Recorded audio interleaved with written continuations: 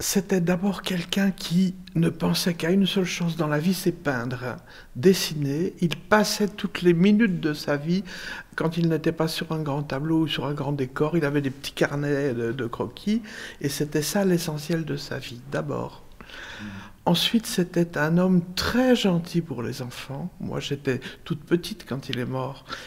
Mais j'ai des souvenirs extrêmement précieux d'un grand-père attentif qui nous expliquait des petits détails de tout ce qu'il faisait, pas en théorie, avec des petits détails matériels. Très très gentil. Ça a été aussi un excellent enseignant par rapport aux étudiants d'histoire de l'art, parce qu'il leur disait, je ne veux pas vous apprendre à faire du Maurice Denis, je veux vous apprendre à être vous-même.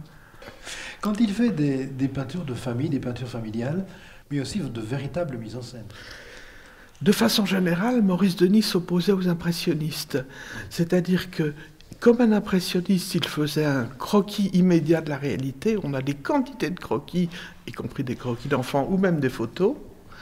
Mais jamais il ne peignait sur le motif avec un chevalet comme on imagine les peintres.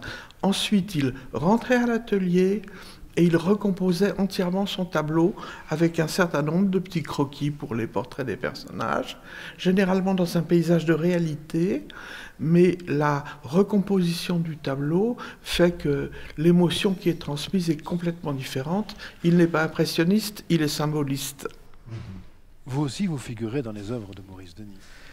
Quand Maurice Denis est mort, j'étais toute petite, très jeune, donc je figure dans 5 ou 6 tableaux de Maurice Denis. Il a fait mon portrait comme il l'a fait de beaucoup d'enfants. Mais même chose, il ne nous a jamais fait poser.